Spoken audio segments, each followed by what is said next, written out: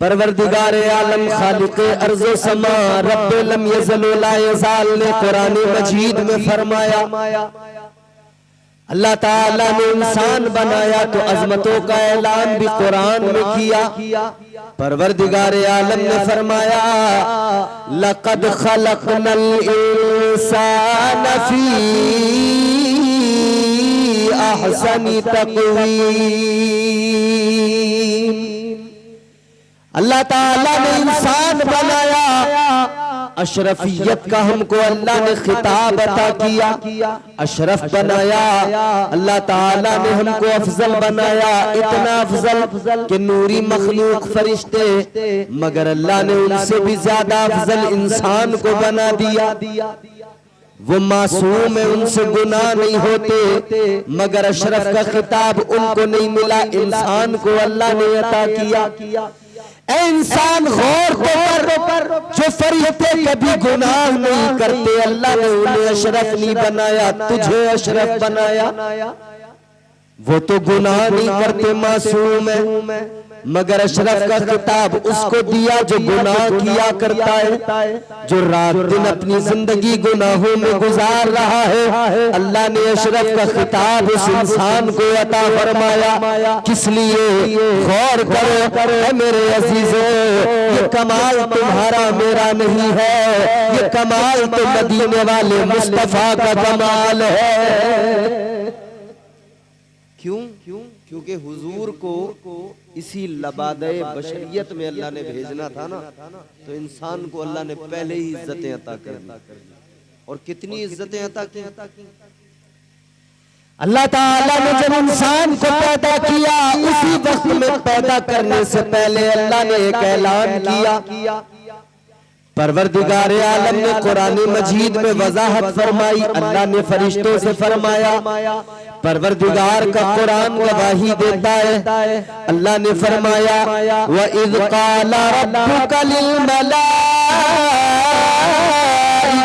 इन्नी जाइलुन फिल अर्ज़ि खलीफा। अल्लाह ताला ने फरिश्तों से फरमाया, ऐ मेरे फरिश्ते, मैं जमीन में अपना खलीफा बनाने वाला हूँ, मैं जमीन में अपना नाइब बनाने वाला हूँ। अल्लाह ताला ने फरमाया, फरिश्तों, मैं जमीन में अपना खलीफा बनाने वाला हूँ।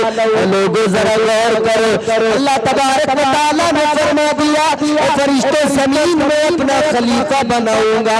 फरिश्तों ने अर्ज कर दिया, मौला इंसान को बनाने की जरूरत क्या है?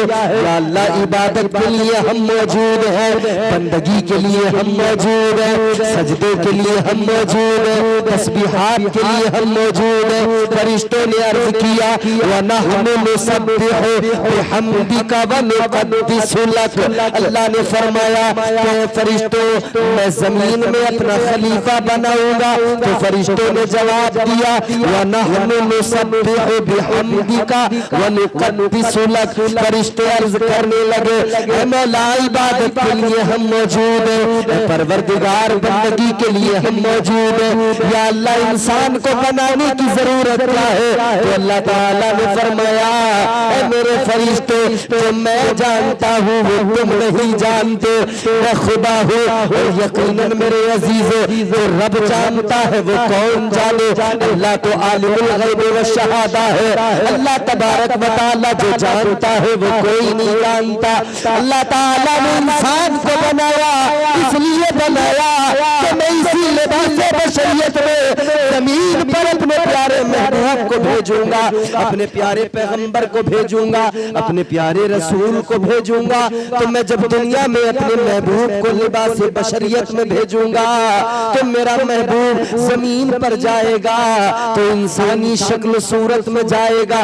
इसीलिए इंसान को अल्लाह ताला ने अपने महबूब की वजह से अशरफ बना दिया, अपने महबूब की वजह से इज्जतों का ताज अता कर दिया, अपने महबूब की वजह से इंसान को इज्जत भी दी। और फिर खास तौर पर हम उम्मत मोहम्मद, हमारी इज्जतों का ऐलान अल्लाह ने कुरान मजीद में किया। परवरदिगारे आलम ने फरमाया, कुंतुम खैरा उम्मतिन उखरिजत लिन्नास। अल्लाह ने फरमा दिया ऐ मेरे महबूब का नाम लेने वालों, मेरे महबूब का कलमा पढ़ने वालों, मेरे महबूब के उम्मतियों, तुम्हें मैंने बेहतरीन बनाया है। अल्लाह ने क्या फरमाया? बेहतरीन बनाया। हर इंसान बेहतरीन है, हुजूर का हर उम्मती बेहतरीन है। और ये बेहतरीन मेरे कहने से नहीं हो जाता, आपके कहने से नहीं हो जाता। हम एक दूसरे को बेहतरीन कहें तो कोई बेहतरीन नहीं हो जाता। उम्मते मोहम्मद का हर फर्द इसलिए बेहतरीन है कि वो हुजूर का उम्मती है। हुजूर की गुलामी ने बेहतरीन बनाया है, हुजूर की गुलामी ने इज्जतें अता की। हुजूर की गुलामी न होती तो ये इज्जतें हरगिज न मिलती। ताजदार मदीना इमामुल अंबिया वाली कौनैन की गुलामी है मेरे अजीजों। गौर करो, इस गुलामी ने सिर्फ मुझे और आपको बेहतरीन नहीं बनाया, बल्कि अगर गुलामी पे नजर डालो, इंसान शक्ल सूरत से सब एक जैसे, शबाहतें मुख्तलिफ होती हैं, सेहत में फर्क होता है, मगर इंसान तो इंसान ठहरा। इंसान का हम जिन्स होने की वजह से एक दूसरे से वही ताल्लुक है जो हम जिन्स का ताल्लुक हुआ करता है। एक जिन्स है, हम जिन्स हैं। सारे इंसान, सारे बशर,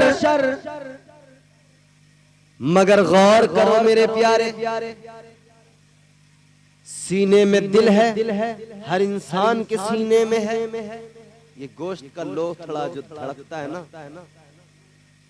ये मोमिन के सीने में भी दिल है, काफिर के सीने में भी दिल है।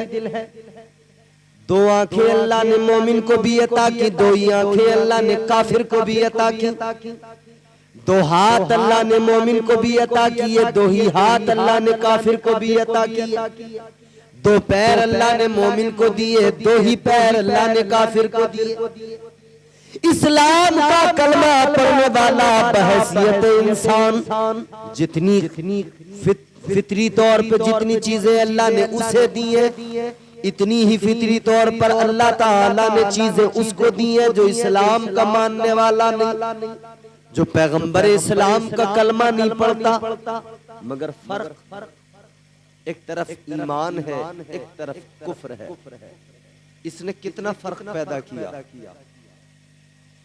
एक तरफ ईमान, एक तरफ कुफ्र। दिल में ईमान आ जाए तो फिर अबू बकर सिद्दीक बना दिया करता है। दिल में ईमान आ जाए तो उमर जैसे इंसान जो नबी का कत्ल करने तलवार लेके चले, मगर वो ईमान में फारूक आजम बना दिया करता है। अगर दिल में ईमान आ जाए तो मेरे अजीजों गौर करो, फिर बंदे को उस्मान गनी बना दिया जाता है। दिल में अगर इस्लाम आ जाए, दिल में अगर ईमान आ जाए, आका का प्यार आ जाए तो फिर शेर खुदा हैदर करार बना दिया जाता है। लेकिन सुनो मेरे अजीजों, फर्क भी देख लो, वही शहर है मक्का, उसी शहर में आका ने नबूवत का ऐलान किया।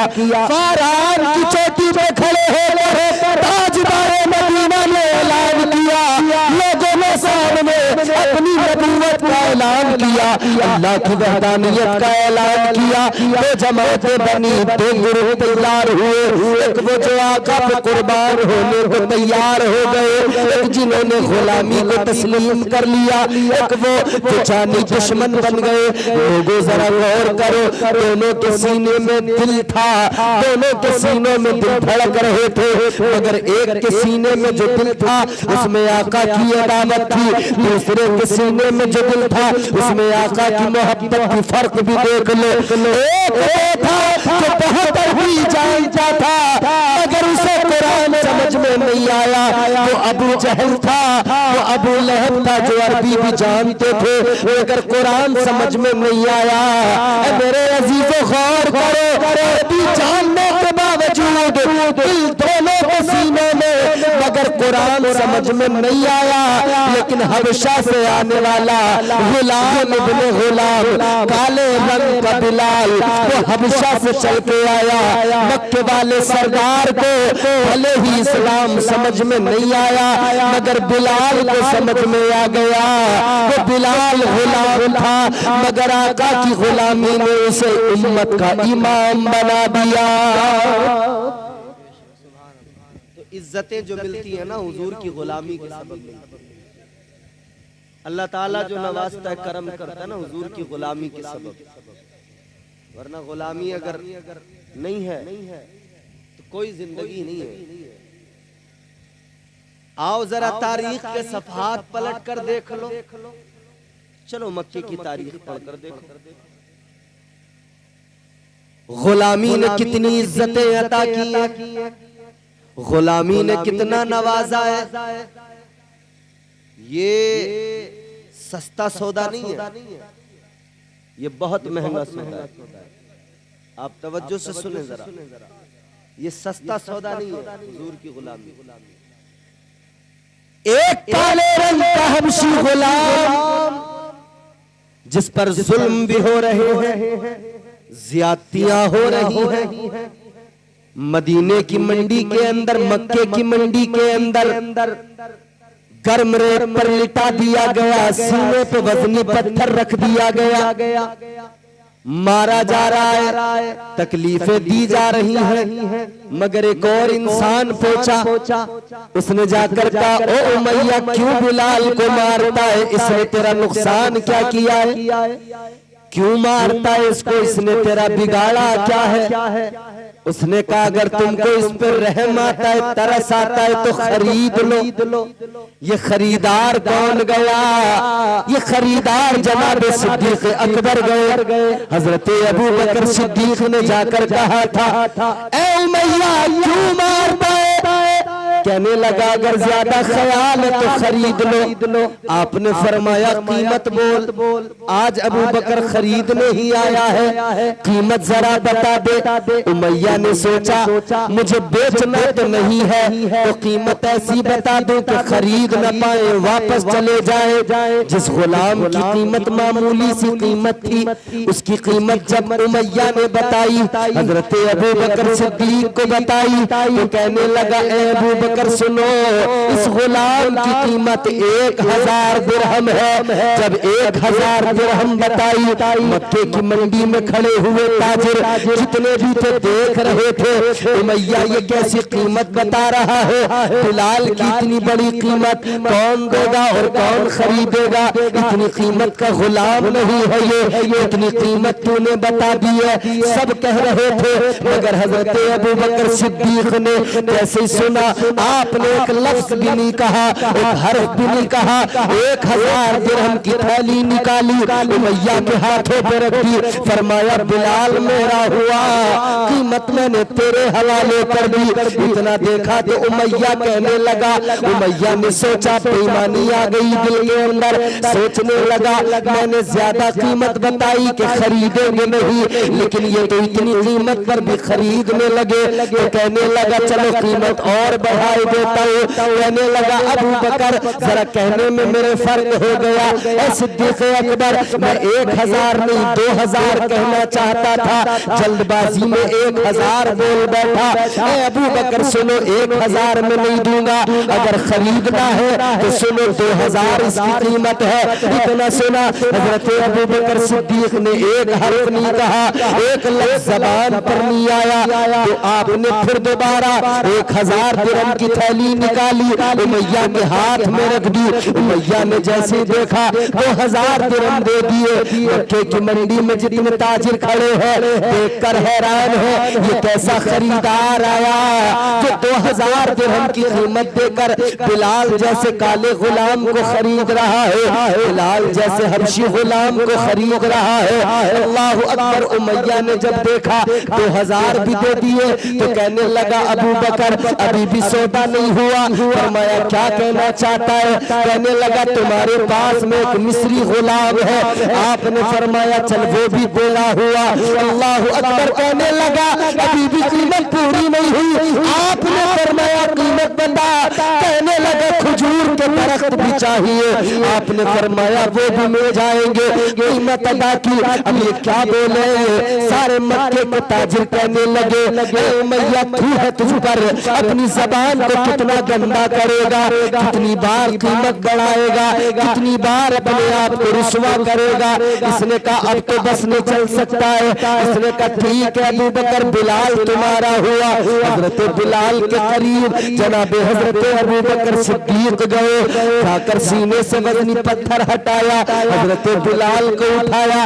बिलाल ने कराहते हुए आंखें खोल के देखा सामने अबू बकर। फरमाया कौन? आपने फरमाया बिलाल उठ जा तेरे खरीदार आ गए हैं। बिलाल चल अब तेरे पैदार आ गए हैं, तेरे खरीदार आ गए हैं। हजरत बिलाल का हाथ पकड़ा लेकर चलने लगे।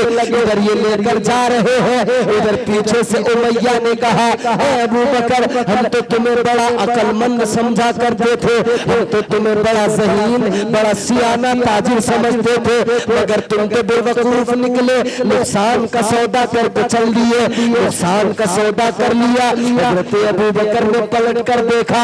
आपने फरमाया ओ उमैया सुन ले, बिलाल को खरीद कर अबू बकर ने नुकसान का सौदा नहीं किया है, नुकसान का सौदा तूने किया है। कहने लगा मेरा सौदा तो मुनाफे का है। 2000 दिरहम भी मिले, मुझे मिस्री गुलाम भी मिला, मुझे खजूर के दरख्त भी मिले।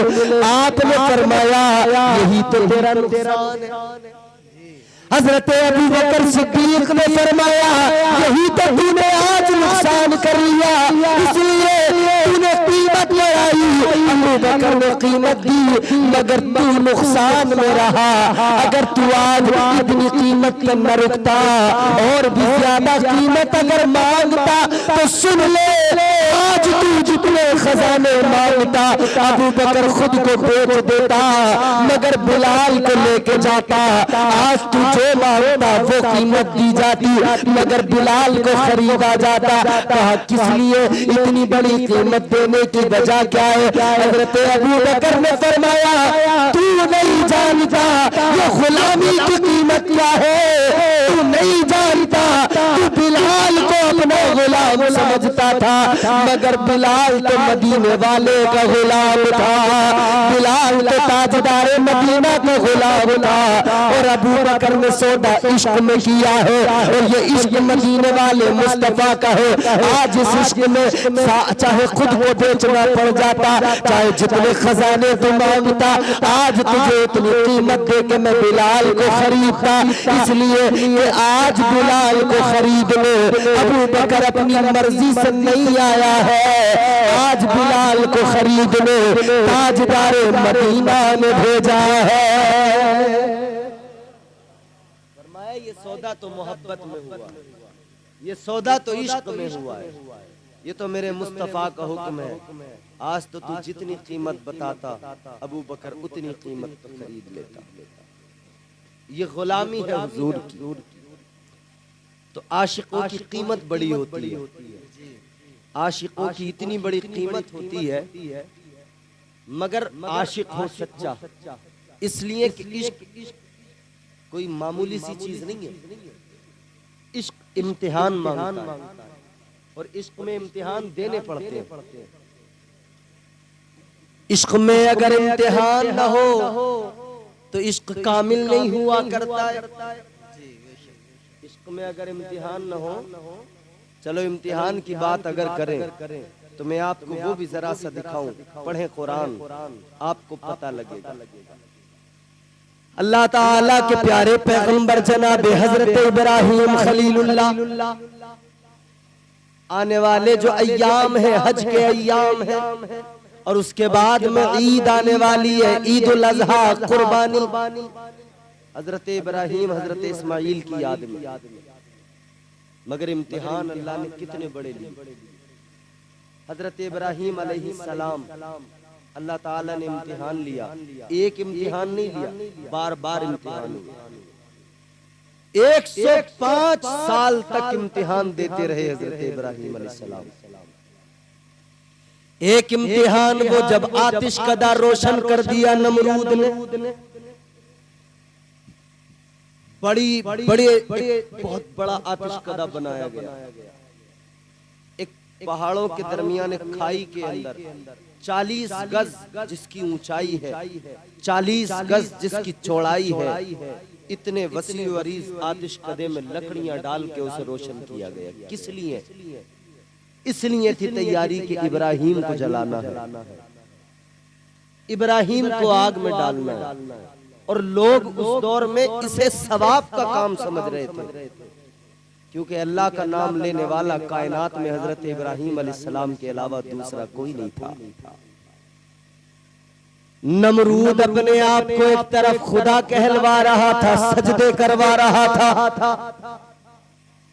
तो दूसरी तरफ अकेले हजरत इब्राहिम हैं जो अल्लाह की वहदानियत का ऐलान कर रहे थे, उसकी समदियत का ऐलान कर रहे थे। सारा जमाना दुश्मन, सारा जमाना मुखालिफ। आज हम कह देते हैं ना कि साहब क्या करें, कमजोर है, क्या करें, तन्हा है। तन्हा होने से, तादाद कम होने से अहले ईमान कभी घबराए नहीं, बल्कि अहले ईमान जो भी थे उन्होंने हमेशा इश्क में इम्तिहान दिए। इश्क हकीकी जो होता है ना, उसमें इम्तिहान देने पड़ते हैं। हजरत इब्राहिम अलैहिस्सलाम के सब जानी दुश्मन बन गए, अकेले हैं जो अल्लाह की इबादत की बात करते हैं। आपके घर पे नजर डालो तो चचा है जो बुत बना बना के बेचा करता है, उसका कारोबार है, वो भी कहता है क्यों तुम ये सब किया करते हो, मैं बुत बना के बेचता हूं, मेरा कारोबार बंद हो जाएगा, मेरा कारोबार खत्म हो जाएगा, न किया करो ऐसा।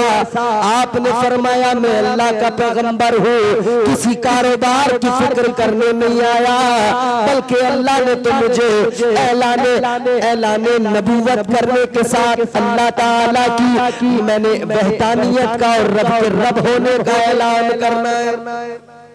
आपने फरमाया मुझे इसकी परवाह नहीं है किसका कारोबार जाएगा, मुझे तो कायनात से कुफ्र को मिटाना है और अल्लाह ताला का पैगाम आम करना है। आपने ऐलान किया, लोगों को दावत दे रहे हैं, लोगों जिन माबूदाने बातिल के सामने झुकते हो, इनके सामने ना झुका करो, इनके सामने सर ना झुकाया करो। ये तुम्हारे खुदा नहीं है, झूठे खुदा है, जो पत्थर के खुदा हिल नहीं सकते, बोल नहीं सकते, खा पी नहीं सकते, कुछ नहीं कर सकते, जिनमें हरकत नहीं है, वो तुम्हारे खुदा कैसा? और पत्थर तो खुद एक ऐसी चीज हो गई जो कायनात के अंदर खुद एक मखलूक है। कोई भी चीज है तो उसका पैदा करने वाला है, मखलूक के लिए खालिक का होना जरूरी। तो पत्थर मखलूक है, उसका खालिक जो है वही खुदा है जिसने इसको भी पैदा किया। तो सारे लोग जानी दुश्मन बन गए, कहने लगे इब्राहिम किसी अलग दीन की बात करते, अलग खुदा की बात करते। तो मुनाजरा भी हुआ, नमरूद से बार बार मुकाबला भी हुआ। फिर क्या हुआ, इसने फरमान जारी किया, कहने लगा आतिश कदा रोशन करो, सजाए मौत दी जाएगी, सजाए मौत दी जाएगी, जलाया जाएगा आतिशकदे के अंदर। बड़ा आतिशकदा रोशन करो, आग रोशन करो। लोग लकड़ियां ला ला के आतिशकदे में डाल रहे, सवाब का काम समझ रहे, मन्नतें मान रहे लोग। औरतें मन्नतें मान रही हैं, अगर हमारे बच्चे को शिफा मिल गई तो इब्राहिम को जलाने के लिए इतनी लकड़ियां देंगे। ये हाल हो गया। लोग मन्नतें मान रहे, अगर हमारा फला काम हो गया तो इब्राहिम को जलाने के लिए हम इतनी लकड़ियां डालेंगे।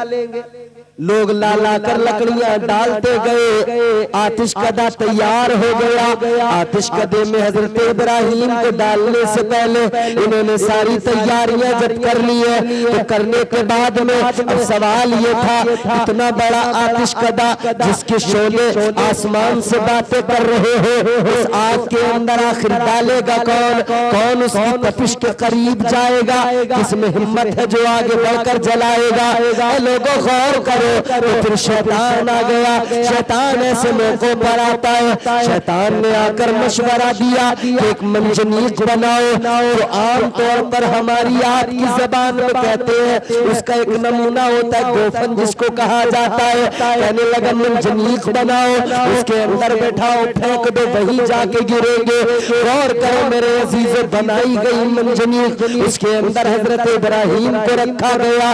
उसके बाद में फिर उसको फेंका गया, हजरत इब्राहिम को डाला गया, उस तरफ फेंका गया, इधर आग को फेंका गया, इधर अल्लाह ने बुलबुल सिदरा को हुक्म दे दिया, तायरे सिदरा को हुक्म दे दिया, जिब्राइल जल्दी जाओ, जल्दी आग को मेरा पैगाम सुना दो, इस आतिश कदे को मेरा पैगाम पहुंचा दो, मेरा खलील आग में न जाने पाए, इससे पहले मेरा पैगाम पहुंच जाए।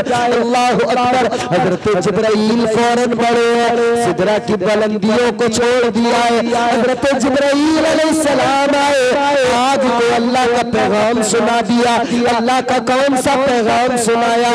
कुरान गवाही देता है, अल्लाह ताला का कुरान कहता है, अल्लाह का पैगाम आ गया, कुलना या नार कूनी बरदन व सलामन अला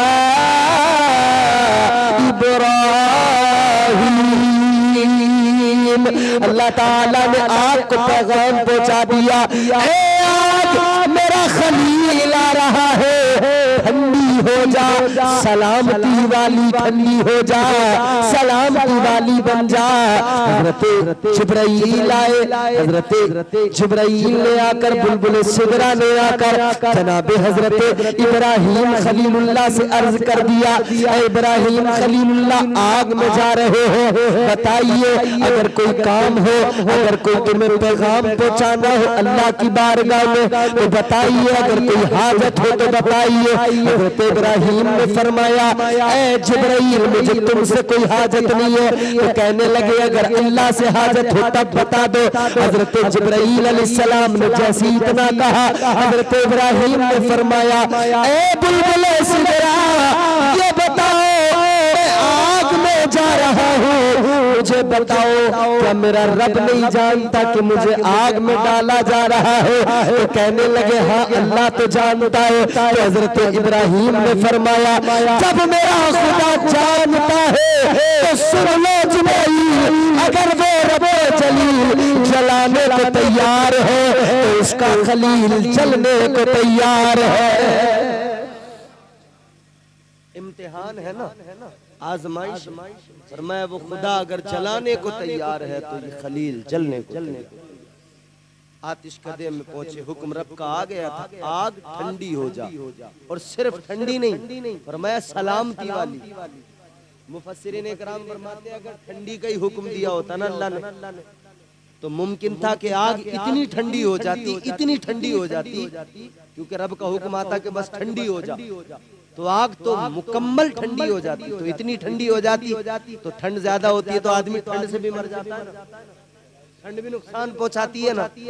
तो अल्लाह ने फरमाया ठंडा ही नहीं होना है, सलामती वाली कि ठंडी भी हो जाए, मेरे खलील को तकलीफ भी ना पहुंचे, मेरा खलील सलामत रहे, सुकून से रहे। इम्तिहान था, आजमाइश, इम्तिहान दे दिया।